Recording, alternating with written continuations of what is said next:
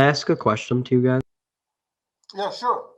I figured I won't assume things and I'll get your actual answer. But do you support reparations for slavery, like monetary reparations? Do Are you you asking that? are you asking everyone or just Yeah, I guess everyone. I do. I do. I do? Yes. Yes, I do.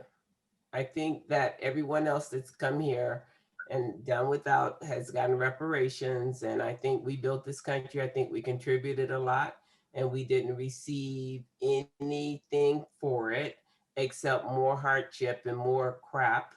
And I think reparations would at least give us a starting point somewhere.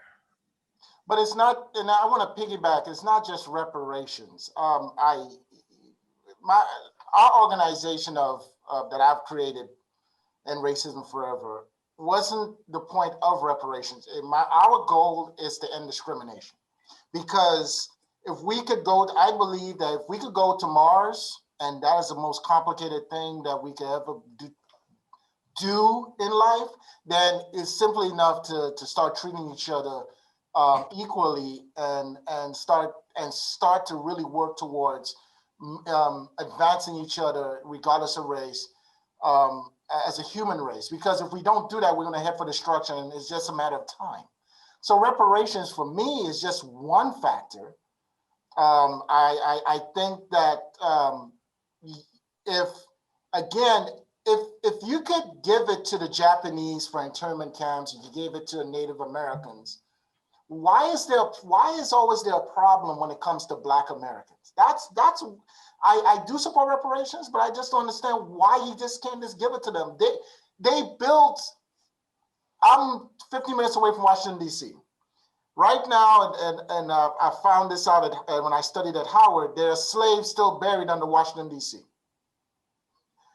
So why is it, to me, is there a question of giving Black Americans, not me, I wasn't born here, but give them reparations? I don't understand, but I do support it.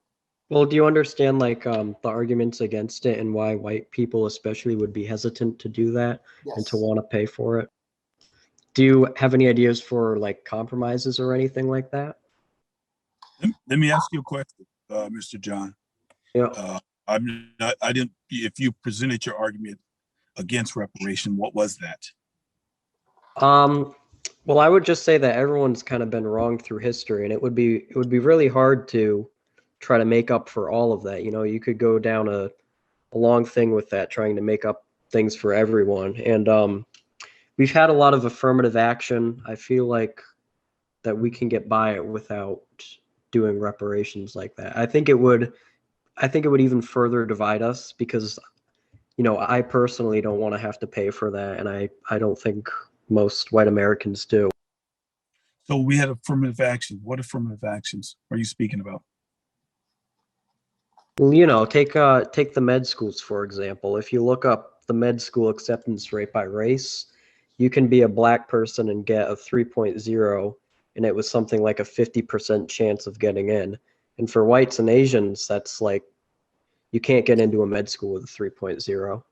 So as a white person, that's something that I have to compete against, and it just raises the bar for. Well, I beg the difference. I went there, and you know, you're saying that Blacks, they allow substandard performance in order to get in, just so that the nation can show equality. You're wrong. You're absolutely wrong. The standards were the same. It's pretty much that across the board, you look at people with various backgrounds and their credentials and their grades, their scores, and you pick from that group. You may pick from your 4.0 students. You may pick from your 3.5 students. You may pick from your 3.0 students. So everyone falls within that.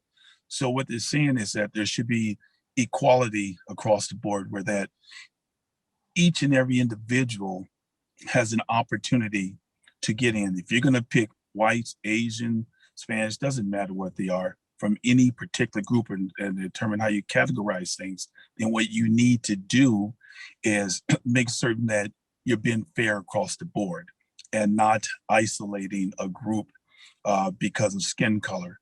And Yeah, so, Hello? Oh no! No! Can y'all hear me? Ah, darn it.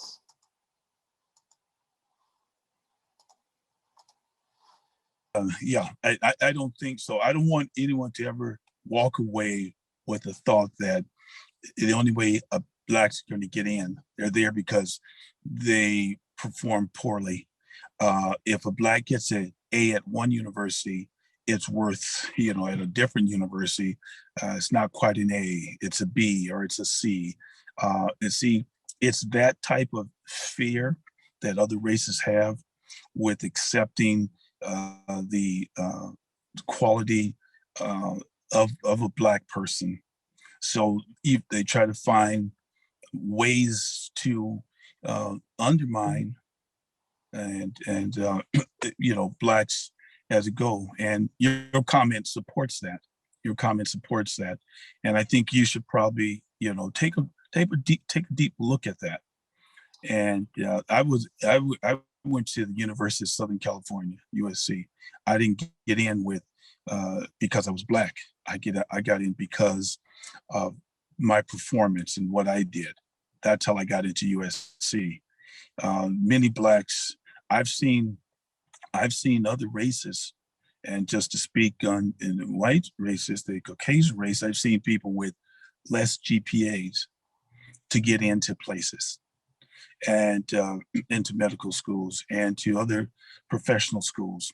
So what does that say? What does it say? It says to me that they're trying to give everyone an opportunity despite their, it's not always the 4.0 students who's going to make the best person out there. I've seen 4.0 students who had no life experience and fell apart under pressure when it comes to making some rapid decisions and saving lives and doing other things. And I've seen people with greater hearts and greater desire with a less of a GPA. You may not know every measure of the Krebs cycle or everything in the neural anatomy, but there were people who are much smarter and better. So I just think when we get past looking at trying to rate and get people based off their grades and where you live, your social economic status, then the world would be headed into a better place. So I would just pose it to you, John, to you look into that a little bit deeper. But John, John has a point though, Dr. Darrell.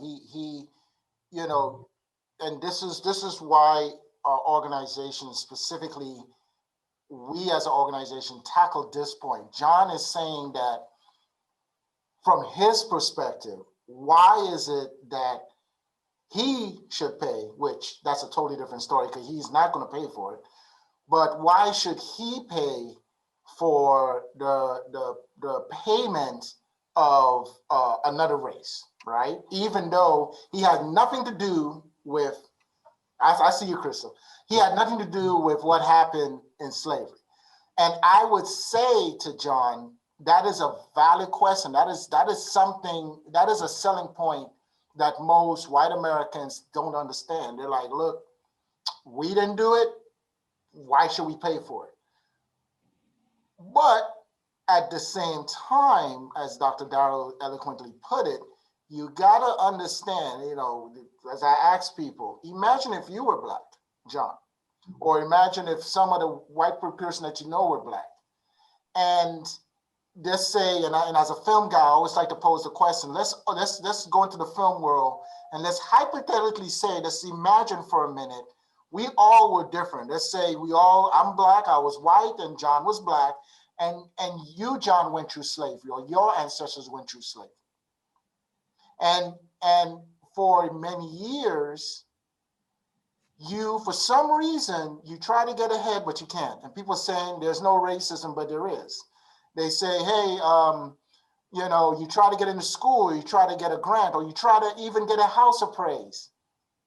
But for some reason, every time you realize, well, no matter what you do, there's always something. There's always a problem. And even if you don't acknowledge racism, even if you don't acknowledge bias, and you say, look, I'm being responsible for that, you can't ignore history, and you cannot ignore a group of people, how they were ostracized and pretty much cast out of everything that is built in the foundation of America. Even though that race of people built America, you know. Yep. Go ahead, Crystal. Well, okay. I just wanted to say, no, it's not. It's not your concern, but through systemic racist corporations and systems in the workplace and housing and everything else that goes on, and even education, especially education, sometimes medical schools just didn't even look at lower level schools to pick their medical students. They may not even considered you because they knew you were coming from a lower level educational institution. So in their minds, it's like, why bother? You know, what's the chances and what percentage of a good candidate are we going to get from this environment?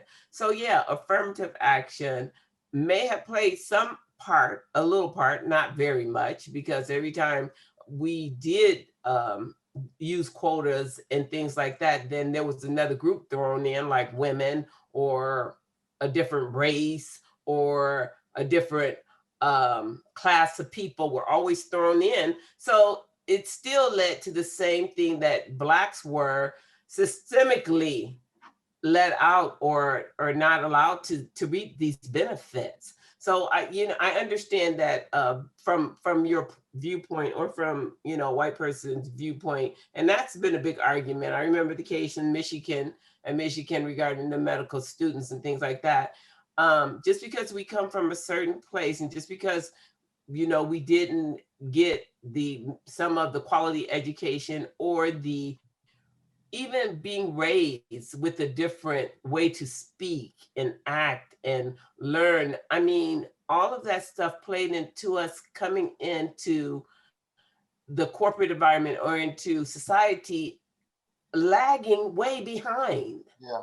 Lagging way behind. So they're trying to find a way to make the playing field equal. And I know you've seen the film with the I forget the lady's name, where the Black students were well, they lined up all races of students, and every time they gave them something, and they asked them where they came from, or what background, or did you have a father in your home, or did you have something to contribute to your onward mobility, the Black students were at the back. They were totally at the back because they didn't have none of those advantages. And because they didn't have those advantages, they couldn't move forward. Trust me, these disadvantages are real. They're real, and they have adversely impacted the lives of many, many Black people. Yes, some of us work hard. Some of us been to places, have gotten advantages, but a lot of them have not. We still have slaves in the South still wanting to be slaves because that's what's comfortable for them. They don't understand freedom because it's like putting somebody in prison. It's like once you put a kid in prison and he get indoctrinated in that prison system, he always recidivism. He wants to go back because that's where he's comfortable. So a lot of Blacks are comfortable in the South in those positions where they feel like they're lower.